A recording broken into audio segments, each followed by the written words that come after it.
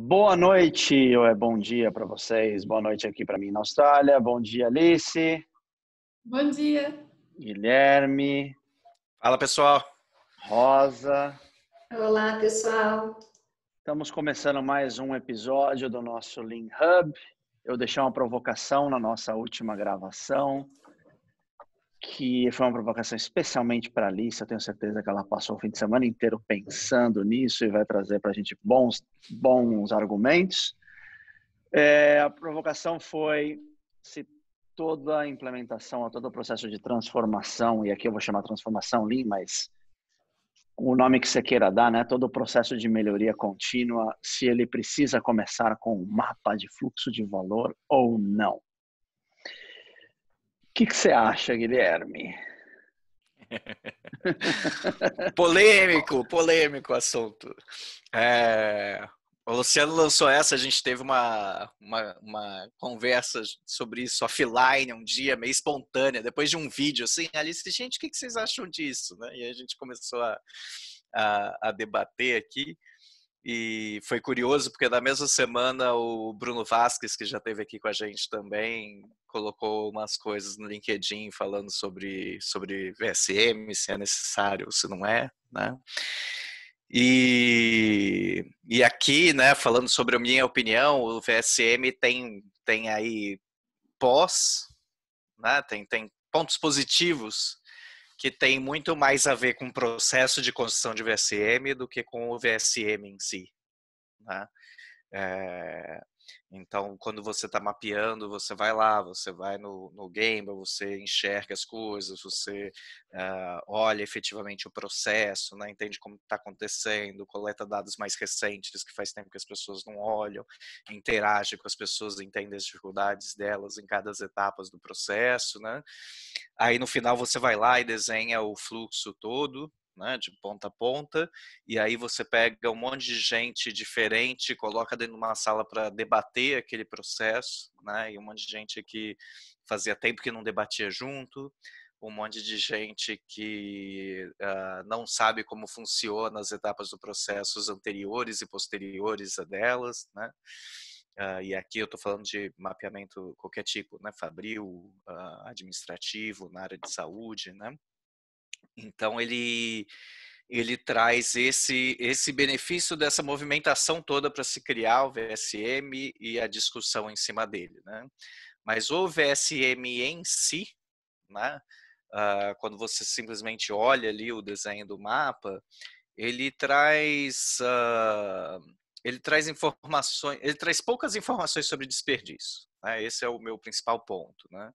Ele mostra algumas concentrações de estoque, ele mostra perdas produtivas em cada etapa do processo, se você conseguir levantar, mas ele traz poucas informações sobre desperdício, né? E aí ele pode te ajudar a enxergar onde você poderia fazer fluxo e onde você não consegue, mas o fato é que a maioria das empresas não está pronta para fazer fluxo, ainda está na etapa inicial aí de fazer estabilidade básica, né? Então, para não ocupar os 20 minutos de vídeo, essa é uma introduçãozinha rápida aí para a gente começar a conversa. Quando a gente conversou aquele dia, né, no bate-papo offline, eu comentei com vocês que, independente na verdade, eu já ia começar falando uma mentira. A maioria dos projetos que eu trabalho, a grande maioria, eu faço VSM. Porque eu entendo ele hoje muito mais como uma ferramenta de engajamento, né, de onde você traz as pessoas para ter uma visão completa. E aí essa parte é rica, né? Essa parte de você ter que walk the process, né? Você tem que andar lá e ver o que está acontecendo. Mas ele como representação, como mostrar o que de fato está acontecendo, eu acho que ele tem uma série de falhas, né? Tem um monte os problemas de qualidade, os problemas ele enfatiza bem onde tem os pontos de inventário, né? Que impacta ali de time, né? Exato. Mas se não é esse o problema que você quer resolver, por exemplo, eu lembro de um processo que eu trabalhei aqui, que era uma indústria alimentícia, que se eu fosse fazer VSM ia ter 3 caixas. Ia ter matéria-prima, a máquina, porque é um processo contínuo, com 1 milhão de etapas, mas ele já é em fluxo, e a logística, que despachava, né? É isso aí. Então não fazia sentido, né? Para esse tipo de negócio não tem por que eu fazer mapa, né? Mas para alguns outros faz muito sentido. Eu acho que de repente para a área de saúde, por exemplo, faz muito sentido, porque é super importante. Você tem muitas etapas entre um processo e outro, né? Mas eu hoje em dia eu utilizo muito mais como uma ferramenta de engajamento, né? De ferramenta para facilitar discussões do que como ferramenta de fato para levar ao plano de ação que a gente quer, que vai resultar na melhoria final. Eu não sei o que vocês têm utilizado, meninas, na área da saúde, como vocês veem isso. De repente a aplicação ela é mais importante aí, não sei. Assim, a pergunta inicial era se começa usando mapa do fluxo de valor. Não começa usando o mapa do fato. Às vezes, dependendo do que a gente vai olhar, sim, mas não é o foco inicial. Eu e a Rosa, a gente tem um foco inicial muito no desenvolvimento das pessoas. A gente não é intervencionista. Então, a gente trabalha muito com as pessoas que estão na linha de frente para tentar partir delas e do propósito da instituição os projetos de melhoria. E a gente faz isso junto com elas. Mas agora, assim, se usa ou não usa... VSM é outra pergunta, né? Faz ou não faz? É ou não é? É Toyota ou não é, né? Acho que uma das coisas que o Guilherme já falou muito bem, e eu concordo, é que o fato é que o VSM leva a gente para o Gemba com um olhar já, assim, específico, né? Olhar para o fluxo de valor. E isso eu acho que é o grande ganho na saúde. Porque a gente trabalha muito em silos na saúde, muito. Então, tem, por exemplo, o setor de atendimento da recepção. Ele tem dificuldade de se comunicar com a internação, que tem dificuldade de se comunicar com o centro cirúrgico. E cada um tem a sua gestão. Só que o paciente atravessa isso tudo. E quem que está olhando para esse atravessamento? Quem que está olhando para essa jornada do paciente, sendo que cada um tem a sua gestão? São os sites manager, né? Sendo que a gente precisa de um flow manager, um gestor do fluxo, né? E aí a gente precisa de ter esse olhar. E o que ajuda a gente a ter esse olhar na saúde? Que é uma ferramenta que tem passo a passo, sabe? Tem uma receitinha ali de como fazer. É o VSM. Só que na saúde a gente não faz igual na indústria. A gente simplifica o VSM, o olhar é mais direcionado para os fatos e para a experiência do usuário. Claro que a gente conta também os tempos, né? Mas eu resgato até um pouco aquela frase do Taishono. Dados são claramente importantes, mas eu coloco em ênfase os fatos. Isso ele falou para a manufatura. Quando a gente vem para a saúde, são os fatos que a gente está procurando, sabe? Não é nem... Nós queremos os dados também do processo, mas o que a gente quer é sentir o que aconteceu, sabe? O que está acontecendo, onde está sendo problemas, dificuldades, o paciente está perdido, não encontra, né, o consultório médico, sabe? Eu imagino que tem pouco dado também, né, Alice? Tem que você quiser Não, isso é fato. Não tem, quase assim, pouquíssimas instituições a gente consegue dados bons, verídicos, em quantidade boa. Então, assim, realmente, você tem razão, tem pouco dado, então o VSM ajuda a gente até a entender um pouco o perfil desses dados, claro que não em 100% dos casos, né, uma pequena amostra, mas que já representa um 80% aí dos processos, mas a ideia é a gente conseguir viver isso. E quando a gente faz VSM, como o Guilherme falou, bota médico, enfermeiro, o pessoal da recepção, pessoal da higiene, põe ali os supervisores das áreas junto para fazer esse mapa, claro que saindo em equipes, tipo um workshop que a gente faz. Nossa, ferve, porque todo mundo começa achando que é a culpa do outro. O centro cirúrgico fala, a culpa é da UTI. A UTI fala, a culpa é do centro cirúrgico. Aí não sei o que. Então, assim, fica um joga-joga. Quando a gente faz o mapa e volta, aí fica todo mundo, ai, desculpa, não era bem isso que eu achava.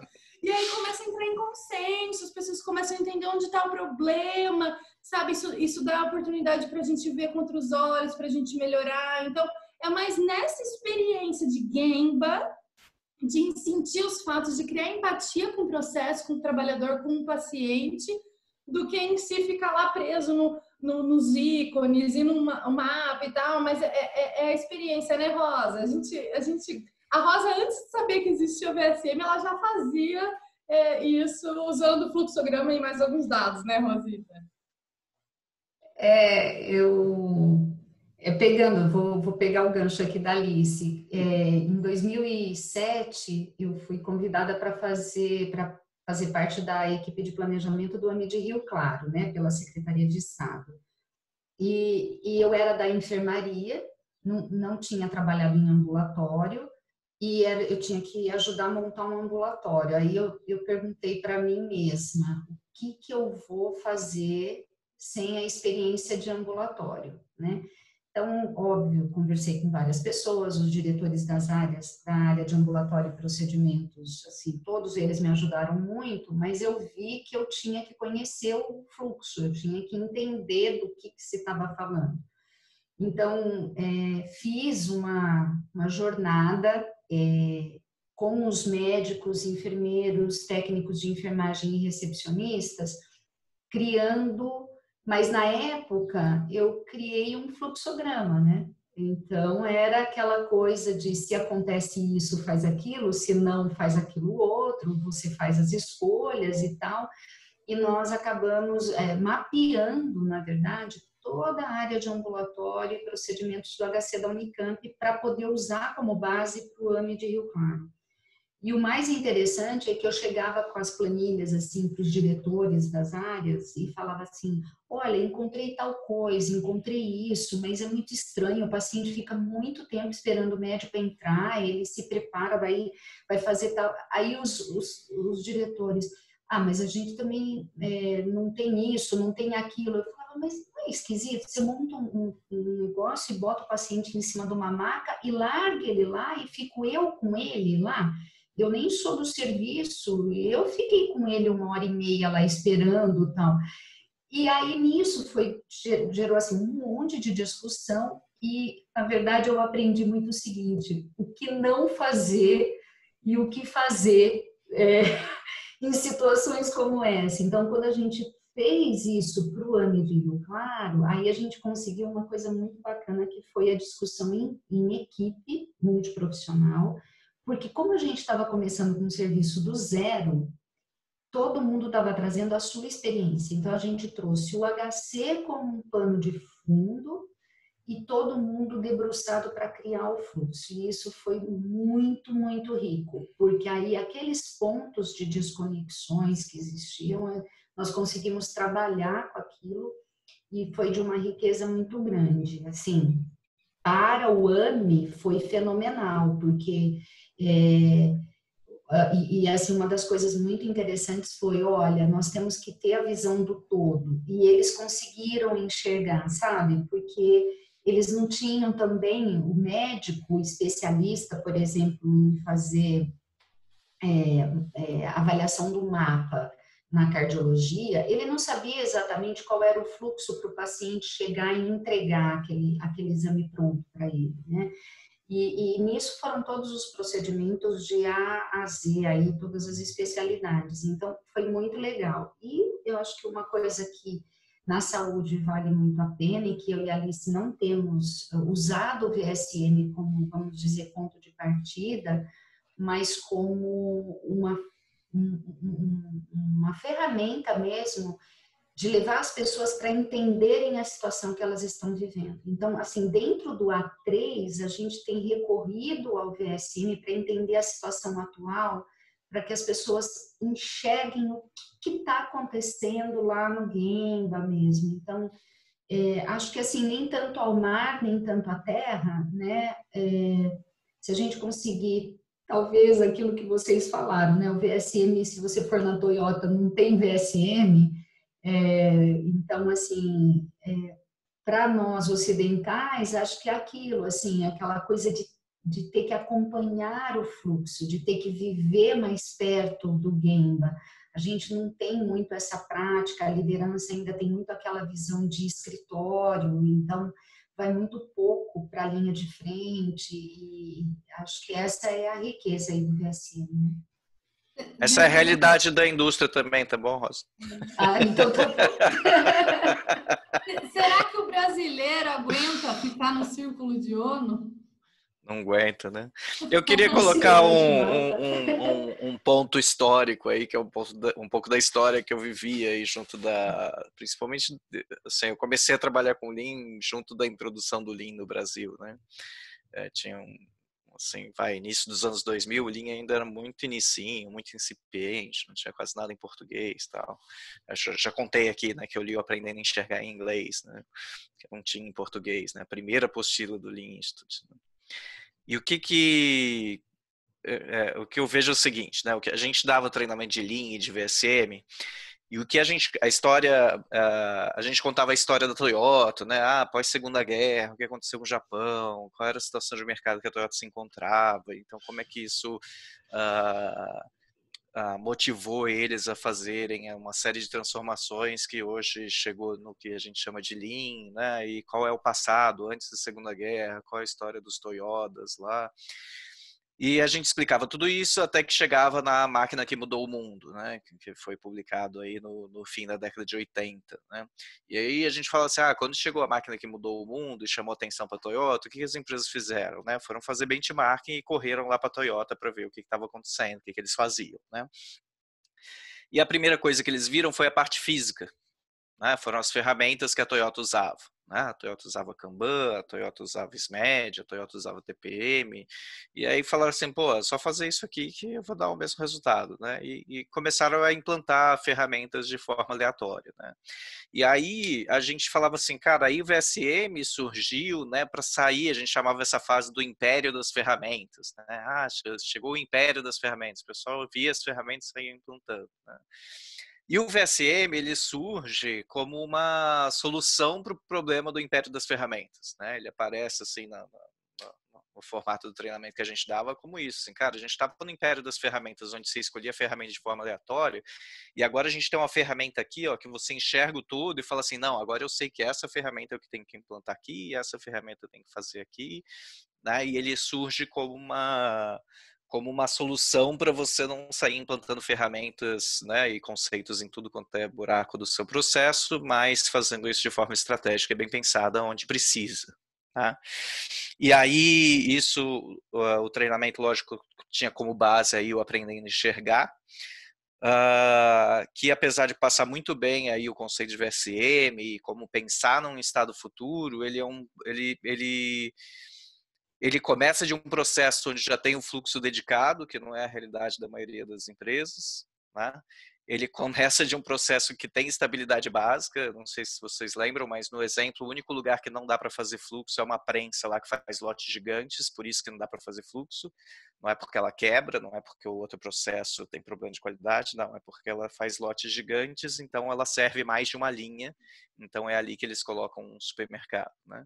E no resto do processo todo são processos praticamente manuais que eles colocam em fluxo, né? Então, assim, um processo que já está com fluxo dedicado, eles fazem a matrizinha, né, do que mapear lá, o fluxo já está dedicado, o processo já está estável, e aí ele fala assim, aí você faz o fluxo de valor, o mapa de fluxo de valor, e você implementa fluxo e puxada desse jeito, tá? Ele explica todo o processo decisório, né, de fazer essas coisas. E aí vem minhas duas críticas, né? A primeira é que, cara, os processos não são assim, né? Você vai aí nas empresas, os fluxos não são dedicados e os processos não são estabilizados, né? Não estão estáveis, tá bom? E o segundo ponto, que para mim é o mais crítico, que apesar de parecer uma ferramenta base, né? Falar assim, vamos fazer um VSM para definir o que a gente tem que fazer e implantar aqui, para você fazer um bom estado futuro, você precisa conhecer bem as ferramentas, né? Você precisa conhecer bem as ferramentas, como é que elas funcionam, qual é o impacto delas, qual o conceito está por trás dela, para você falar assim, não, então realmente essa ferramenta é aqui, né? E aí você fala assim, não, mas essa é a primeira ferramenta que eu te ensino, e aí, mas você tem que desenhar um estado futuro já sabendo todas as ferramentas que você não sabe direito, né? E aí foi um pouco com base nisso, né, que na nossa conversa offline eu falei assim, cara, o primeiro ciclo de melhoria, você pode debater tudo, mas assim, traz todas essas vantagens que a gente falou aqui do VCM, que vocês duas colocaram, mas ainda é um ciclo impositivo porque as pessoas não sabem fazer melhoria, né? As pessoas sabem levantar qual é o problema e quando elas descrevem o problema, elas estão descrevendo efeito, não estão descrevendo causa raiz, né? Então, ainda é um ciclo, as pessoas precisam entender um pouco do ciclo de melhoria, as pessoas precisam conhecer um pouco mais das ferramentas e dos conceitos que estão por trás dela para ter uma discussão rica aí sim, né, estratégica, de falar, não, aqui a gente faz fluxo, aqui a gente dedica fluxo, aqui vai ser um sistema de supermercados, né, e poder desenhar um bom estado futuro. O que você acha aí, Luciano? Você que estava nessa época, você já fazia isso também. Só um comentário, Luciano, rapidinho. É que a gente, na nossa trilha, o mapa do fluxo de valor, ele vai estar lá tem que ser o último. No penúltimo, porque depois o último é a liderança, a gente fala de roxinho depois, mas é porque vai ficando, vai diminuindo, né? Começa no white uma galera e vai diminuindo até o black. Então ele tá lá na frente, sabe? A gente aprende muita coisa antes para entender o que é melhoria, entender o que é lean, entender essa cultura, né? Os desperdícios, aprender a enxergar as ferramentas básicas, né? E depois, quando ele faz VSM, ele tem ali um supermercado que ele já conhece, né? Todos os produtos que tem no supermercado, ele puxa a ferramenta que ele precisa, né? Ao meu ver, essa é a melhor trilha de aprendizado. Você sabe que quando eu li esse livro a primeira vez, eu fiquei muito triste, né? Porque eu não entendi nada. E eu já era formado, eu já tinha, já estava escrito lá, engenheiro de produção, tudo. Aí eu li aquele negócio e falei, nossa, tem que dar treinamento disso, eu não faço ideia do que falar desse negócio aqui. Eu tive que pedir ajuda para os universitários. Imagina a enfermeira lendo esse livro aí que eu tenho aqui, ó, no inglês e no português, que o inglês era do meu pai, o português eu comprei, porque eu falei, não, gente, não estou entendendo o inglês, vou comprar o português. Não, ele é um... E acho que essa talvez seja o... Mas acho que foi de propósito isso, a gente até comentou isso da outra vez, né? Ele necessariamente, acho que ele foi desenvolvido para não ser tão simples, né? Para você precisar de gente para te ensinar. E eu me lembro que quando eu li, eu não precisei aplicá-lo, eu só precisava dar o treinamento. Porque o mapa que eu ia fazer era o mapa o primeiro mapa que eu ia utilizar. Eu já fazia mapas, eu fazia MIFID antes, né? Eu fazia Material Information Flow Diagram, que acho que é o que se usa na Toyota. Que é muito parecido, mas é um pouquinho mais simples, não tem esse negócio dos ícones, né? Esse padrão todo, né? Mas o primeiro mapa que eu fui fazer pós conhecer o livro, foi um mapa de um fluxo administrativo. E o mapa de um fluxo administrativo, ele é bastante parecido ao mapa que eu faria, né? Não necessariamente é verdade, com o da saúde, exatamente. Sem dúvida. E eu não sei se vocês utilizam aquele diagrama dos swim lanes, né? Já viram das raias de piscina? Que cada raia é uma... Acho que vocês estão as duas no mudo, então não estou ouvindo nada, tá bom? Vocês estão. Sim. E esse mapa nada mais é do que esse símbolo aqui é mundial. O pessoal quer ouvir a voz de vocês. Esse mapa nada mais é do que um belo fluxograma num outro formato. E aí eu fiquei super tranquilo, porque fluxograma eu faço desde pequenininho, né? Então eu falei, nossa, isso aqui eu sei fazer. Esse negócio aí de botar supermercado, essas coisas aí, eu vou aprendendo com o tempo. E demorei uns bons meses até aprender. Eu acho ele bastante útil ainda assim, mas, de novo, né, como eu já falei, como uma ferramenta de engajamento, mas eu acho ele, especialmente da manufatura, acho longe de ser simples de ser implementado, e acaba requerindo conhecimento muito específico, né? Especialmente quando você fala de estado futuro. Poxa, desenhar um mapa já é difícil, né? Mas se desenhar um estado futuro, é mais difícil ainda. Então, o cara dele, a primeira coisa que ele tem que entender é o tempo tact. Ele fala, tempo tact não é tão complexo, né? A fórmula, entendi o que é. Tem esse aqui é o ritmo da linha.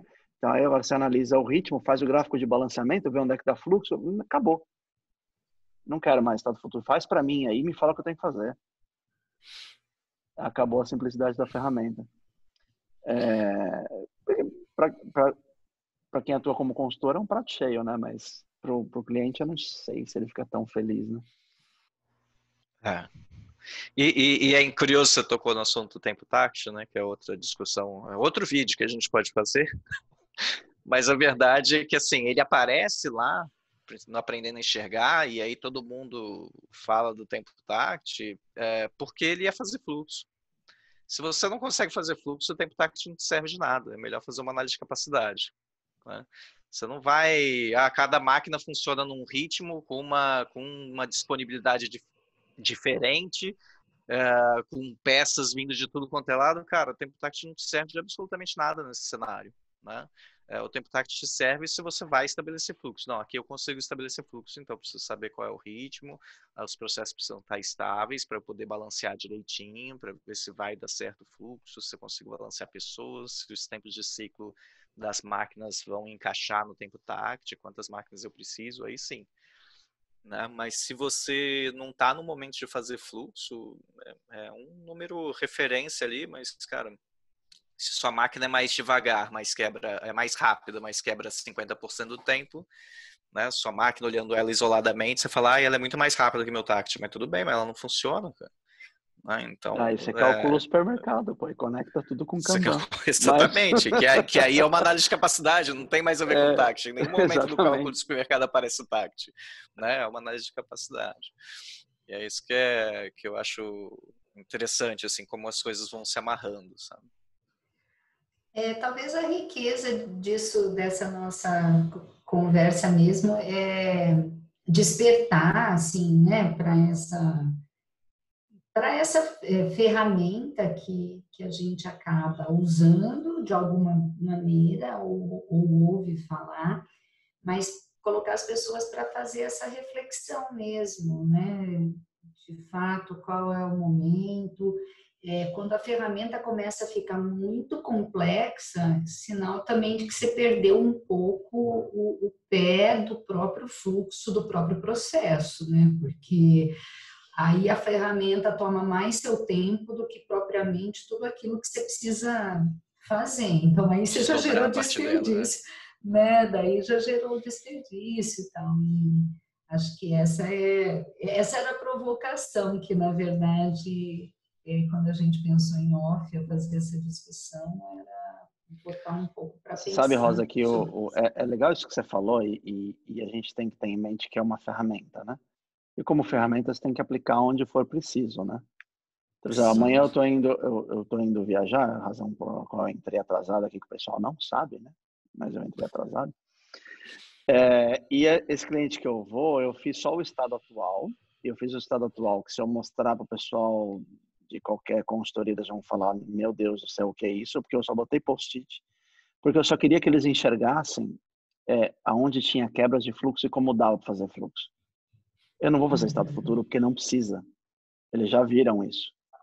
Então, eu não vou perder mais tempo botando mais papel na parede, calcular tempo táctil, vamos ver onde tem que pôr supermercado. Não, porque já dá para já resolver os problemas que eles querem sem fazer todas essas coisas, entendeu? Mas isso é porque esse cliente, ele tem essa particularidade. Eu já trabalhei, por outro lado, com clientes que falam assim, não, eu quero o mapa de fluxo de valor, estado atual, estado futuro, e eu quero todos os A3 conectando o estado futuro com o plano de ação. E tá bom, vamos lá, gastar 3 dias fazendo essas coisas. Vai trazer o valor que você quer? Não sei, mas pelo menos você vai ganhar mais ponto. Né? Você vai ganhar mais ponto na auditoria interna, talvez, sei lá. Eu acho que você falou bem, cara. O ponto, assim, não é ser a favor, ser contra, se é necessário ou desnecessário, né? É o que você falou, é uma ferramenta, cara. Existe o momento e a situação onde aplicar e o momento e a situação onde não aplicar, né? O que as pessoas precisam entender, assim, não existe essa obrigatoriedade. Se eu não tenho VCM, eu não tenho Lean, não, cara, não cai nessa, né? Não existe a obrigatoriedade de usar nenhuma ferramenta, né? Para trabalhar com melhoria contínua, excelência operacional, Lean, Six Sigma. E até o como usar também, né? Porque eu posso ser mega xiita, eu falo que eu era, né? Ai, eu tinha que ir com cronômetro, mas era tudo, passava pelo meu cronômetro, sabe? Assim, tomando exatamente tudo que tá ali no manual eu fazia. E o Lilimin, que era o meu orientador na época, né? Ele falava, mas que não precisa disso, Alice. O mato da saúde está muito alto, nós temos que ver o fluxo, né? E ver as oportunidades de melhoria. Não, nós temos que cronometrar tudo. Então, assim, hoje eu já vejo que ele estava certo, entendeu? Então, é isso aí. Eu acho que a gente tem que realmente é melhoria, né? Então você enxerga as oportunidades e já começa a costurar as melhorias, né, com a equipe. É importante que todos enxerguem as oportunidades também, né? Senão não implementa depois. Então eu acho que o fato da gente ter essa ferramenta, por um lado até às vezes facilita para quem não sabe como ir para o game, o que fazer, como olhar, né, e ver o fluxo. Mas não precisa fazer daquele jeito, né? Com todos aqueles ícones e símbolos. Às vezes, para ter um estudo de um diagnóstico inicial do processo, do fluxo de valor, para quem nunca fez, porque o mato estava muito alto, né? Então, às vezes, ajuda mesmo, né? Então, acho que é isso. É o que a Rosa falou, nem céu nem terra, né? Legal. Show de bola. Qual que é a próxima provocação? É o TACT? Não, né? Ou é o Kanban? Qual ferramenta? Scala precisa mesmo dos 6 M's ou você pode fazer do jeito que você quiser? A gente vai começar a questionar as ferramentas agora, né? Vamos quebrar paradigmas. Quebrar paradigmas. A gente vê. A gente traz uma boa discussão no próximo vídeo. Fatos versus dados. Eu mandei para vocês um podcast disso agora. Eu já falei que tem um que é legal, né? Que é o... Tava no site da Exo lá, né? Que... Como é que era? Do Einstein lá, repetir... Fazer a mesma coisa esperando resultados diferentes. Né? É loucura. E é exatamente o que a gente pede para a liderança, né? Então... eu gostei dessa. Essa é legal. Então, beleza. A gente deixa eu... Como é que é, Gui? Fala isso aqui gosta, vai. Aperte todos os botões em volta do vídeo, menos dislike. Né? Sininhos, like, subscrever, tudo que tiver aí em volta, comentar. Menos o dislike. Dislike não pode apertar. Não, e talvez assim, comente o que você acha do mapa, sabe? Sua experiência, Legal. Né, se você também sentiu que é difícil, que foi tranquilo, que ajudou, que atrapalhou, né? Conta um pouquinho para nós, acho que é legal, vai enriquecer o bate-papo aqui. E compartilha. Compartilhe, isso aí. Valeu, pessoal. Valeu, pessoal. Até a próxima. Valeu. Até. Tchau.